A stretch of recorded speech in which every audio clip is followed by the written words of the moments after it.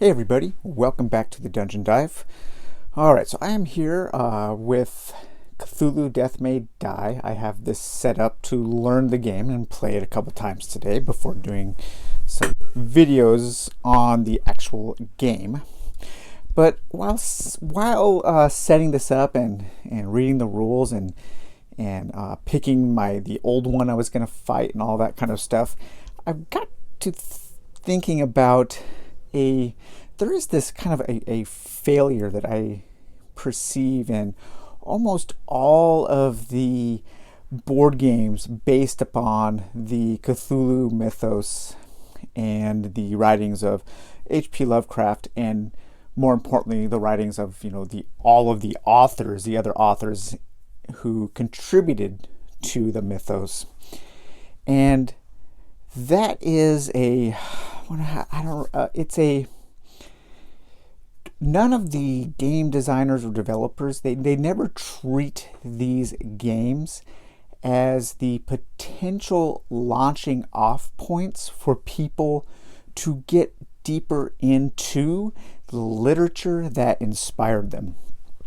Now, what I don't mean that they don't, properly capture the original stories, because truth be told, there are so many different kinds of mythos stories that there is no proper adaptation.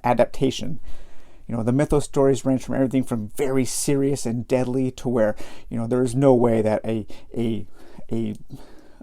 human could face off against Yog-Sothoth and actually win. But hey, that's what this game is about, right? Lizzie Borden is going to chop this old one's eyeballs out.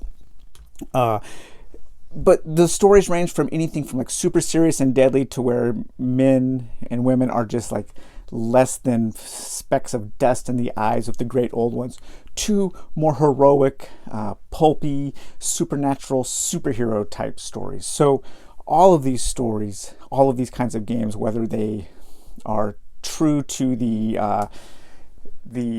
origins of the mythos stories or not, that's not what I'm talking about. What I'm talking about is they never include reading lists or lists of authors who inspired the stories, or they very rarely include just little snippets of lore that connect the characters in the game to their original stories.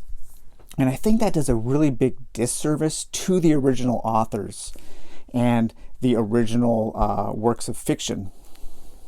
As a lot of us my age, us in our 40s and older, we remember with great fondness Appendix N from Dungeons and Dragons. Right, that was this super great and now famous appendix of a huge list of books and stories and authors that inspired the creators of Dungeons and Dragons to create their game. And back in the early 80s, and I'm sure before that, it was, for me, back in the early 80s, that was like my roadmap. That list of literary things and creators, that blazed my literary trail for my entire life. I mean, tracking down the items on Appendix N was paramount to my my upbringing.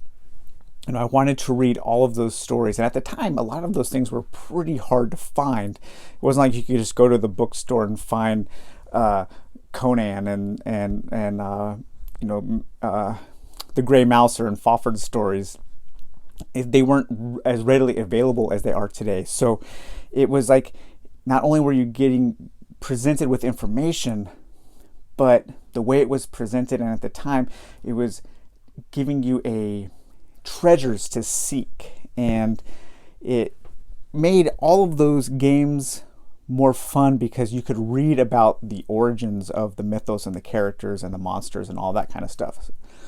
And so I really think that like a game like Cthulhu Death May Die, Arkham Horror, any game that is using these literary the basis, as these literary stories as the basis for their games, really should be coming with an appendix or a reading list or a little book on things you may want to further read to help get you into this game. So when I was setting this up for this particular game, I chose as my great old one Yog-Sothoth, and he comes with one of his main minions, of course, is Wilbert Whatley.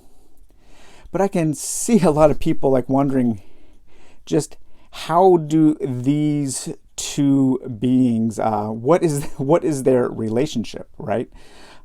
This mass of tentacles, which I think this could have been more like sphere-like, because I think he was always described as a mass of spheres, more like a Kabbalistic kind of ritual-looking thing. But this is a cool depiction. And but what is his relationship to this goat man here? Well, as it turns out, this dude is this dude's father.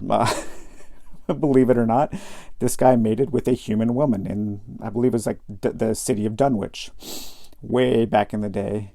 And this is their offspring. And so there's nothing that I can tell so far in any of the writings in this particular scenario that mentions that connection. And that connection could go a long way in helping the players get into the story of the game.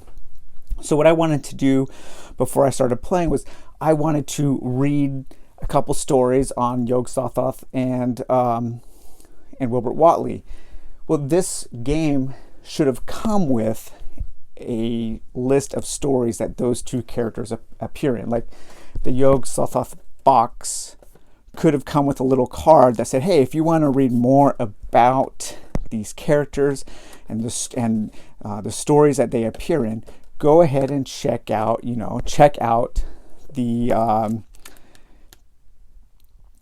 Dunwich Horror by H.P. Lovecraft.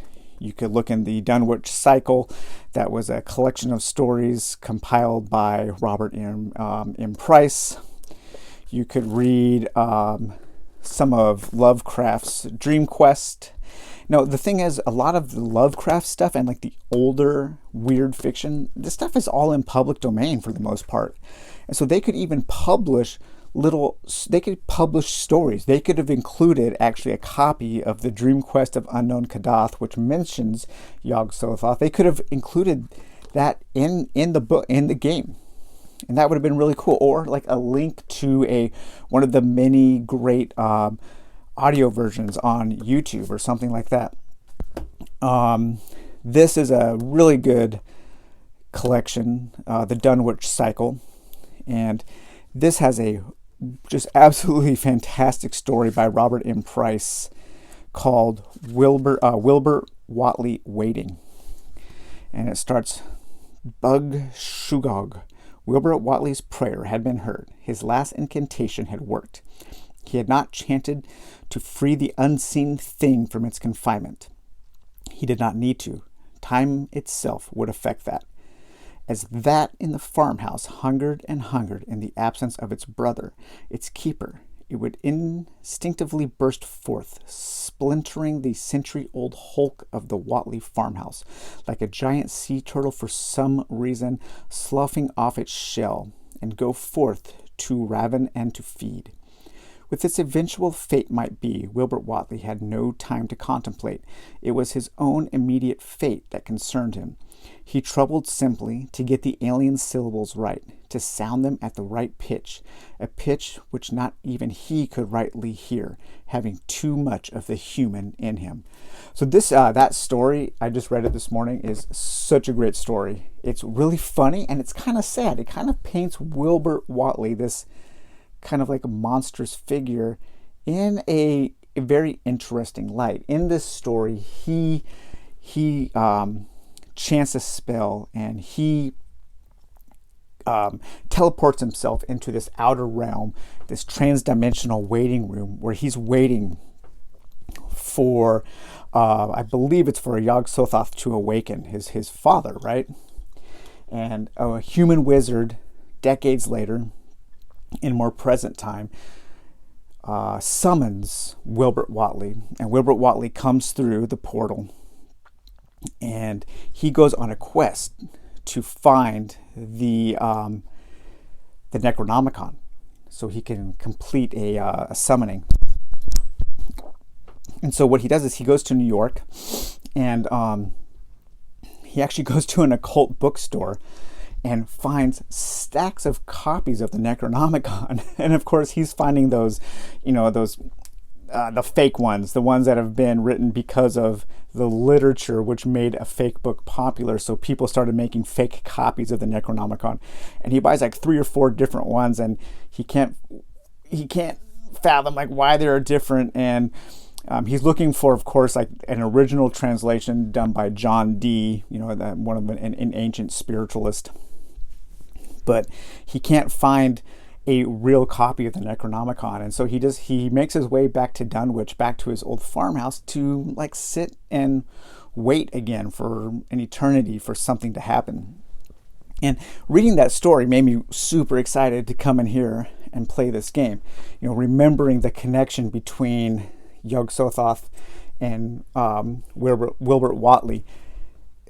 I like that, and I think that these games should do that more often, if only to pay tribute to the authors and the original creators that these game developers are they're kind of ripping them off in a way. I'm not ripping them off. That's way more negative than it should be. They're making these pastiches. They're riffing on a body of work that has been created, and I don't think that they're giving enough attention to the original creators. There's really nothing in this book, like in the credits, that mentions who made up these characters, who developed their stories, things, further reading. And so I think that they should kind of rectify that and start giving more props to the original authors. Just include your own appendix in. And if the creators of the games maybe don't know that stuff, well, hire somebody who does. Put together, have a person on. You don't have to have them on staff. Just hire them as a consultant or something, being like, hey, could you put together a list of readings that people can read if they want to know more about the characters that we're using in our game? So that's it. I just wanted to bring that up. I'm going to be doing a couple more videos probably on this game. It seems pretty cool.